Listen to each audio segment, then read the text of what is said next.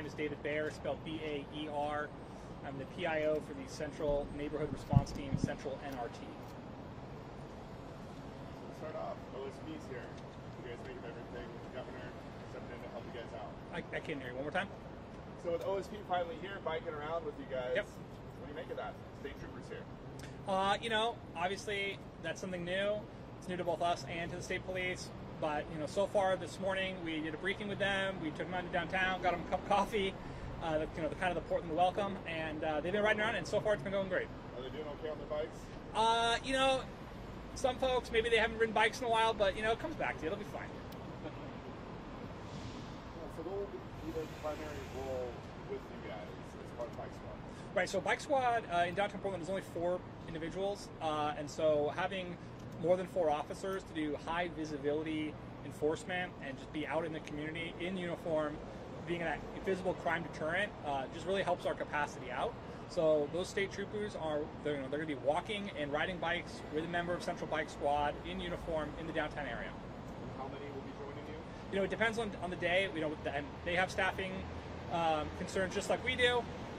So, you know, today we've got a couple on bikes, and then we have a couple in cars, just riding in patrol cars, just to get a feel for downtown Portland.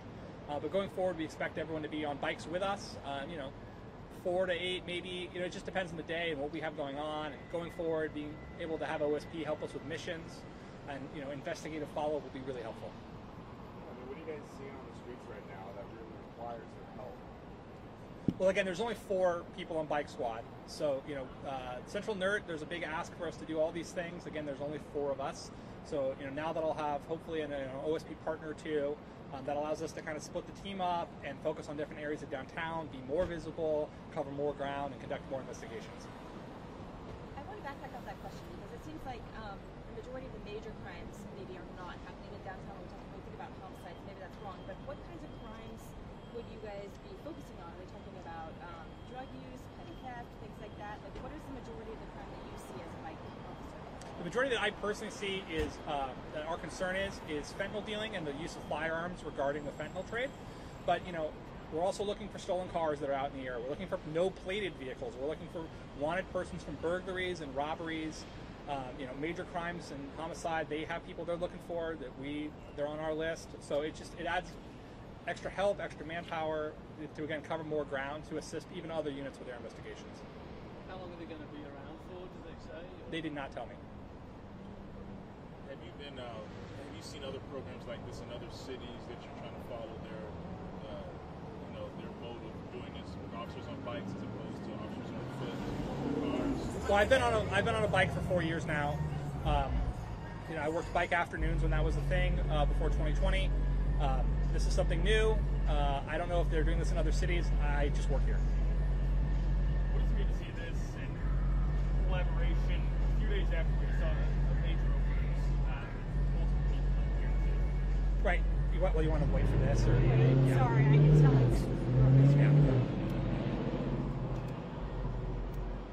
Right. You know, at this point, you know, being asked to do so much, again, with 4 people, I'm willing to take help from anybody. You know, we rely on community members a lot, both for information and just to kind of know what's going on in the area. So just having additional, you know, help from even any other agency. It's great that it's the state police. We've worked with them before. You know, we get along with those guys great, so it's good to have them.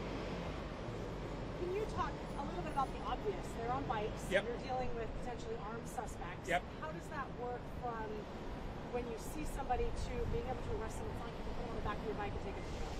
Right, so we still have cars in the police bureau, and we have radios, so we just can call someone in a car to transport them to jail. We've also walked people to jail. I've taken the Max to jail before. It just depends on how much property they have. Curiosity question. You're taking someone in handcuffs on the Max. What was that experience like? It's just like being on the Max. It's just like, we're going to go to jail. Okay, and we go, get the Max, we get off the 3rd and Oak, and just walk to jail. Do you have to pay the fare? We are exempt from paying the fare, and, you know, it's like, this guy's, he doesn't have a choice about riding the Max, so I don't feel like he probably doesn't even pay either. So. Being on the bikes and kind of going off per question, what Yep. advantage do you have biking around downtown compared to someone in a squad car that might see something outside their window?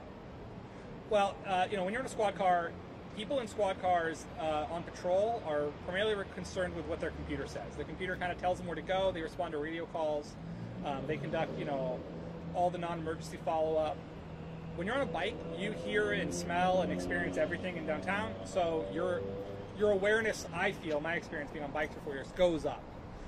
So when you're on a bike, you're also more accessible. People can flag you down easier. You just see things, and then from a crime-fighting suspect contact perspective, it seems like regardless of how much yellow we wear, we seem to be invisible. So when it comes to fentanyl dealing, we've tried cars, we've tried unmarked cars, we tried a motorcycle for a year. At the end of the day, bicycles and mountain bikes are the most effective way to capture drug dealers because, they're going to run, and you're not going to get away on a mountain bike. Have your higher-ups seen a difference when it comes to patrols in downtown and crime fighting? I would assume so. I'm not a higher up. Again, I'm just some nobody bike cop. I just work here. Okay, well, one of my questions is, the bike squad is very visible, and community members, like as you mentioned, are going to be seeing patrols. What really is the message from the Bureau to community members? Like, how can people reach out specifically maybe for the bike squad? Like, just what people need to know? Yeah, so the bike squad operates on Instagram. It's called PPP Central Bike Squad. I'm sure everybody here follows it for stories.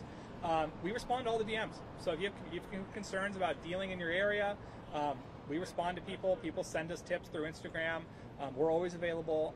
We're hopefully the most transparent and connected unit in the Bureau. If people want to get a hold of us, they can always get a hold of us, either through Clean and Safe Dispatch or non-emergency, or by connecting with us directly. If you see us on the street, there's only 4 of us. We wear distinct uniforms. Just wave hi. It's the same guys every day. Going off that with the Instagram page, how has that helped you guys in PPB be transparent and kind of reconnect with the community, especially after everything that happened in 2020? Right. So, there's this narrative that there's this intentional work slowdown that's clearly a myth. People want to talk about the police aren't doing anything about fentanyl dealing. They're not doing anything about drugs. You can go on our Instagram and see for yourself. We post stories almost every day. We post reels. We're meeting people where they are, where they get their news, which is frankly from social media. Just showing like, here's what we do. Here's a raw look. It's not us talking about what community events we go to. Here's us fighting crime and the concerns that people have in their neighborhood and what we're doing to address those issues. All right, one more question. This was a directive from Governor Kotek, right? Yep. Has there been any indication within the Bureau that there will be some sort of clampdown or recriminalization of open-air drug use? Have you guys heard rumors about that? If there is, then no one told me. And again, I'm just a bike cop, so I have no idea. Thank you, guys. Appreciate it. Thanks for coming, everyone. One more slide.